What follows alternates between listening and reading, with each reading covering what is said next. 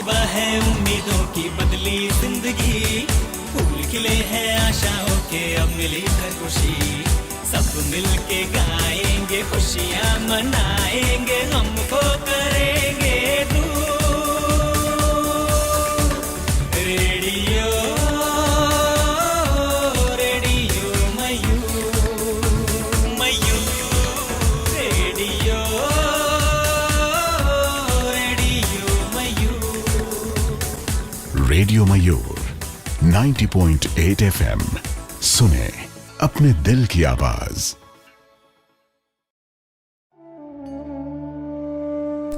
नमस्कार छपरा, आप सुन रहे हैं रेडियो मयूर 90.8 FM, सुने अपने दिल की आवाज़ पर जानकारियों से भरा ये विशेष कार्यक्रम जिसका नाम है सुनना ज़रूरी है।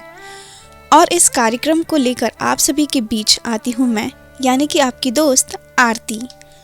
दोस्तों, इस प्रोग्राम के ज़रिए हमारी ये कोशिश होती है कि हम आप सभी के सामने ऐसे मुद्दों को रखें या ऐसे व्यक्ति को इस रेडियो के माध्यम से आप सभी के सामने रखें जिनके बारे में जानना केवल ज़रूरी ही नहीं बल्कि हमारा फ़र्ज़ भी है।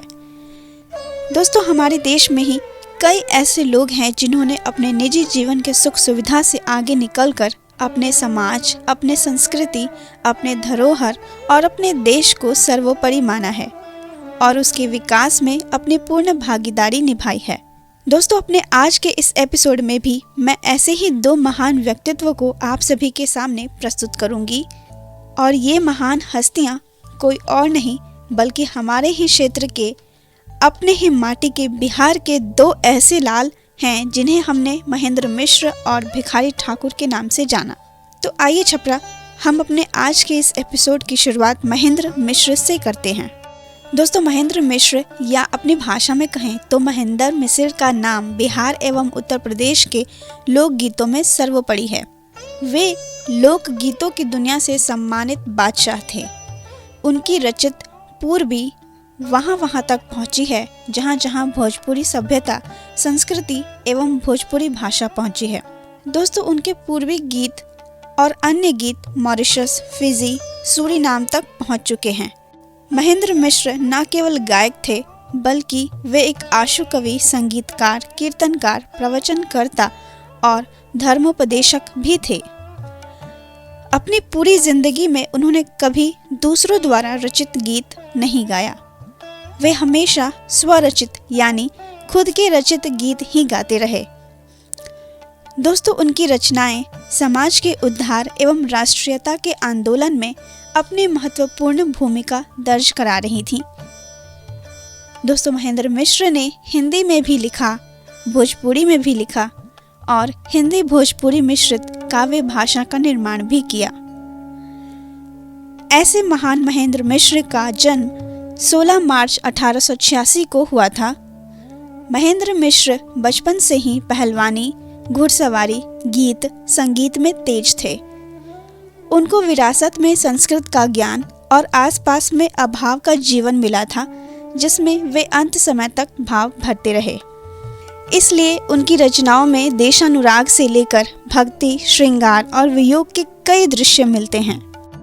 दोस्तों, साहित्य संगीत के इतिहास में विरला ही कोई ऐसा होगा जो एक साथ ही शास्त्रीय और लोक संगीत पर गायन वादन में दक्षता भी रखता हो और अपने आसपास की राजनीतिक, सामाजिक हलचलों में सक्रिय भागीदारी भी रखता हो और इसके साथ ही पहलवानी का शौक भी रखता हो। महेंद्र मिश्र के जीवन में रूमानियत के साथ साथ भक्ति का भी साहचर्य साथ साथ रहा। दोस्तों, इस कवि का मित्र भाव ऐसा था कि उन्होंने अपने जमींदार मित्र हलिवंत सहाय के प्रेम के लिए मुजफ्फरपुर से ढेलाबाई का अपहरण करके लाकर मिश्र के यहाँ पहुँचा दिया। हालांकि अपने इस काम के पश्चाताप स्वरूप वे ढेलाबाई के साथ अंत तक हलिवंत सहाय के गुजरने के बाद भी रहकर निभाते रहे, उनकी जमींदारी के मामलों की देखरेख करते रहे। दोस्तों, महेंद्र मिश्र के जीवन के इतने रंग हैं कि हम उनके बारे में जितना जानने की कोशिश करते हैं ऐसा लगता है कि एक और छवि निकलकर सामने आ रही है, मानो कोई फिल्म देख रहे हों। पहलवानी का कसा लंबा चौड़ा बदन, चमकता माथा, देह पर सिल्क का कुर्ता, गर्दन में सोने की चेन और मुंह में पानी की गिलोरी ऐसा आकर्षक महेंद्र मिश्र का व्यक्तित्व था। दोस्तों, महेंद्र मिश्र का समय गांधी के उदय का समय है। बिहार स्वतंत्रता सेनानी संघ के अध्यक्ष विश्वनाथ सिंह तथा इस इलाके के प्रसिद्ध स्वतंत्रता सेनानी श्री तापसी सिंह ने अपने एक लेख में ये दर्ज किया है कि महेंद्र मिश्र स्वतंत्रता सेनानियों की आर्थिक मदद किया करते थे। सारण के कई इलाकों के कई स्वतंत्रता सेनानी और कालांतर में सांसदों ने भी ये बातें कही हैं कि महेंद्र मिश्र का घर स्वतंत्रता संग्राम के सिपाहियों का गुप्त अड्डा हुआ करता था। उनके घर की बैठकों में संगीत और गीत गवनई के अलावा राजनीतिक चर्चाएं भी खूब हुआ करती थीं। उनके गांव में अनेक समकालीन बुजुर्गों ने इस बात की पुष्टि की है कि महेंद्र मिश्र स्वाधीनता आंदोलन के क्रांतिकारियों की खुले हाथों से सहायता किया करते थे। दोस्तों, अंग्रेजी सत्ता की अर्थव्यवस्था की रीढ़ तोड़ने के लिए महेंद्र मिश्र ने अपने भाइयों के साथ मिलकर नकली नोटों की छपाई शुरू कर दी। इसके लिए उन्हें 10 वर्ष की सजा सुनाई गई और उन्हें बक्सर जेल भेज दिया गया। महेंद्र मिश्र के भीतर के कवि गायक ने जेल में जल्द ही सबको अपना प्रशंसक बना लिया और उनके संगीत और कविताएं पर मुग्ध होकर तत्कालीन जेलर ने उन्हें जेल से निकालकर अपने घर पर रख लिया। वहीं पर महेंद्र मिश्र जेलर की बीवी बच्चों को भजन एवं कविता सुनाने तथा सत्संग करने लगे। वहीं महेंद्र मिश्र ने भोजपुरी और प्रथम महाकाव्य और अपने काव्य का गौरव ग्रंथ अपूर्व रामायण भी रचा। मुख्य रूप से पूर्वी के लिए मशहूर महेंद्र मिश्र ने कई फुटकर रचनाओं के अलावा महेंद्र मंजरी, महेंद्र विनोद, महेंद्र मयंक, भीष्म प्रतिज्ञा, कृष्ण गीतावली, महेंद्र प्रभाकर, महेंद्र रत्नावली, महेंद्र चंद्रिका, महेंद्र कवितावली आदि कई रचनाओं की सर्जना की। दोस्तों, ये ज्ञात तथ्य है कि कलकत्ता, बनारस, मुजफ्फरपुर आदि जगह की कई तवाइफें महेंद्र मिश्र को अपना गुरु मानती थीं। इनके लिखे कई गीतों को उनके कोठों पर सजी महफिलों में गाया जाता था। पूर्वी की परंपरा का सूत्र पहले भी दिखा है, लेकिन उसकी प्रसिद्धि महेंद्र मिश्र से ही हुई। चूँकि महेंद्र मिश्र हारमोनियम, तबला, झाल, पखाउज, मृदंग, बांसुरी पर अद्भुत अधिकार रखते थे, तो वहीं ठुमरी, टप्पा, गजल, कजरी, दादरा, खेमटा जैसी गायकी और अन्य कई शास्त्रीय शैलियों पर जबरदस्त अधिकार भी था। इसलिए उनकी हर रचना का सांगीतिक पक्ष इतना मजबूत है कि जुबान पर आसानी से चढ़ जाते थे। सो इन तवाइफों ने उनके गीतों को खूब गाया भी। उनके पूर्वी गीतों में वियोग के साथ साथ गहरे रोमानियत का एहसास भी बहुत दिखता है, जो कि अन्य भोजपुरी कविताओं में कम ही दिखाई देती है। दोस्तों, ऐसे महान कवि महेंद्र मिश्र की 16 मार्च 1886 से शुरू हुई यात्रा 26 अक्टूबर 1946 को ढेलाबाई के कोठे के पास बने शिव मंदिर में पूर्वी के इस सम्राट ने दुनिया को अलविदा कह दिया। दोस्तों, ऐसे महान महेंद्र मिश्र के बारे में जानने के बाद अब हम यहाँ पर रुकेंगे एक छोटे से ब्रेक के लिए। ब्रेक के बाद लौटेंगे वापस, तब हम जानेंगे हमारे ही बिहार के एक और महान व्यक्तित्व के बारे में, और वे हैं भोजपुरी के शेक्सपियर कहे जाने वाले भिखारी ठाकुर। तब तक के लिए आप जुड़े रहें रेडियो मयूर 90.8 FM, सुने अपने दिल की आवाज़ पर।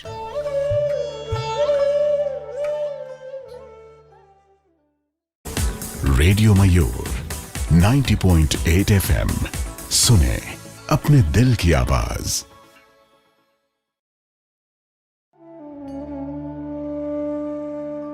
ब्रेक के बाद स्वागत है छपरा आप सभी का इस प्रोग्राम में, और इस प्रोग्राम का नाम है सुनना ज़रूरी है, जिसे आप सुन रहे हैं रेडियो मयूर 90.8 FM, सुने अपने दिल की आवाज़ पर मेरे साथ यानी आरती के साथ। और इस प्रोग्राम में आज हम बातें कर रहे हैं सारण के धरोहर की, और वे हैं महेंद्र मिश्र और भिखारी ठाकुर। ब्रेक पर जाने से पहले हमने महेंद्र मिश्र के बारे में बहुत सारी बातें की। आइए अब हम जानते हैं भोजपुरी के शेक्सपियर कहे जाने वाले भिखारी ठाकुर जी के बारे में। दोस्तों, भिखारी ठाकुर का जन्म 18 दिसंबर 1887 को हुआ था। वे भोजपुरी के समर्थ लोक कलाकार, रंगकर्मी, लोक जागरण के संदेश वाहक, लोकगीत तथा भजन कीर्तन के अनन्य साधक भी थे। वे बहुआयामी प्रतिभा के व्यक्तित्व थे। वे भोजपुरी गीतों एवं नाटकों की रचना एवं अपने सामाजिक कार्यों के लिए प्रसिद्ध हैं। वे एक महान लोक कलाकार थे जिन्हें भोजपुरी का शेक्सपियर कहा जाता है। वे एक ही साथ कवि, गीतकार, नाटककार, नाट्य निर्देशक, लोक संगीतकार और अभिनेता थे। भिखारी ठाकुर की मातृभाषा भोजपुरी थी और उन्होंने भोजपुरी को ही अपने काव्य और नाटक की भाषा बनाया। दोस्तों, अब अगर हम उनके शुरुआती जीवन की बात करें तो भिखारी ठाकुर का जन्म 18 दिसंबर 1887 को बिहार के सारण जिले के कुतुबपुर दियारा गांव में एक नाई परिवार में हुआ था। उनके पिताजी का नाम दल सिंगार ठाकुर और माताजी का नाम शिवकली देवी था। दोस्तों, भिखारी ठाकुर अपने जीवन यापन के लिए गांव छोड़कर खड़गपुर चले गए। वहां उन्होंने काफी पैसा कमाया, लेकिन वे अपने काम से संतुष्ट नहीं थे। रामलीला में उनका मन बस गया। इसके बाद वे जगन्नाथपुरी चले गए। अपने गांव आकर उन्होंने एक नृत्य मंडली बनाई और रामलीला खेलने लगे। इसके साथ ही वे गाना गाते और सामाजिक कार्यों से भी जुड़े रहे। इसके साथ ही उन्होंने नाटक, गीत और पुस्तकें लिखना भी आरंभ कर दिया।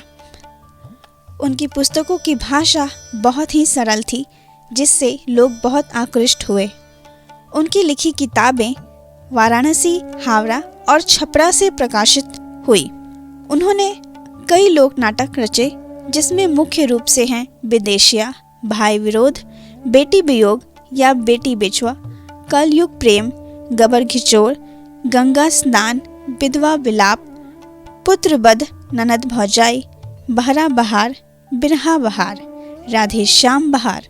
इसके अलावा भी कई अन्य रचनाएं हैं, जैसे शिव विवाह, भजन कीर्तन में राम, रामलीला गान, कृष्ण, माता भक्ति, आरती, बुढ़शाला के बयां, चौवन पादवी, नाई बहार, शंका समाधान आदि।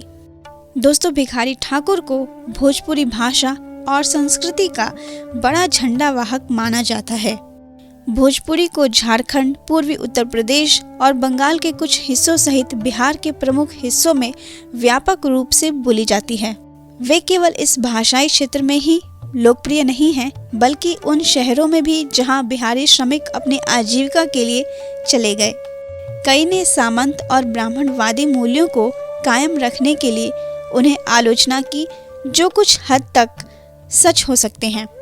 अपने कार्यों में कुछ ब्राह्मण और सामंती मूल्यों के समर्थन और वैधता के बावजूद उन्होंने हमेशा एक समानता और समतावादी समाज की दृष्टि से पहल की है, और ये हमें समझना चाहिए। ब्राह्मणवादी मूल्यों के इन मूर्खतापूर्ण और अतर्क संगत छायाओं के तहत समतावादी और उपलक्ष्य समाज की कोई भी कल्पना नहीं की जा सकती। हालांकि उनके नाटक घूमते और गांवों और ग्रामीण समाज के चारों ओर विकसित हुए।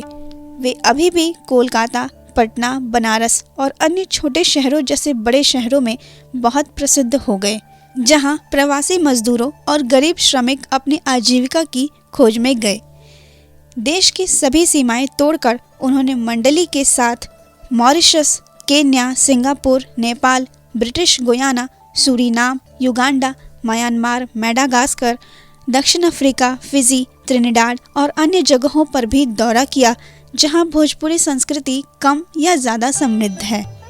गवना कराई सैया घर बैठौले से अपने लोभैले परदेश रे विदेसिया, चढ़ली जवानिया बैरन भैली हमरी रे, के मोरा हरि हैं कलेस रे विदेसिया। दोस्तों, ये पंक्तियां भोजपुरी जनजीवन का राग हैं। भोजपुरी लोक संगीत की आत्मा ऐसे ही गीतों में बसती है और इसके सर्जक हैं भिखारी ठाकुर। दोस्तों, भिखारी ठाकुर के व्यक्तित्व में कई आश्चर्यजनक खासियतें थीं। महज अक्षर भर के ज्ञान के बावजूद उन्हें पूरा रामचरित मानस कंठस्थ था। शुरुआती जीवन में भिखारी ठाकुर रोजी रोटी के लिए अपना घर गांव छोड़कर खड़गपुर चले गए। कुछ वक्त तक वे रोजी रोटी में लगे रहे। कहते हैं इस दौरान तकरीबन 30 साल तक उन्होंने अपना पुश्तैनी पारंपरिक पेशा भी नहीं छोड़ा। पर बाद में भिखारी ठाकुर अपने गांव लौट आए और लोक कलाकारों की एक नृत्य मंडली बनाई और उनके साथ रामलीला करने लगे। भिखारी ठाकुर बहुआयामी प्रतिभा के धनी थे। वे एक लोक कलाकार के साथ कवि, गीतकार, नाटककार, नाट्य निर्देशक, लोक संगीतकार और अभिनेता थे। उनकी मातृभाषा भोजपुरी थी और उन्होंने भोजपुरी को ही काव्य और नाटक की भाषा बनाया। उनकी प्रतिभा का आलम ये था कि महापंडित राहुल संकृत्यायन ने उनको अनगढ़ हीरा कहा तो जगदीश चंद्र माथुर ने उन्हें भरत मुनि की परंपरा का कलाकार कहा। उनके निर्देशन में भोजपुरी के नाटक बेटी बेचवा, गबर घिचोर, बेटी वियोग का आज भी भोजपुरी अंचल में मंचन होता रहता है। इन नाटकों और फिल्मों के जरिए भिखारी ठाकुर ने सामाजिक सुधार की दिशा में जबरदस्त योगदान दिया।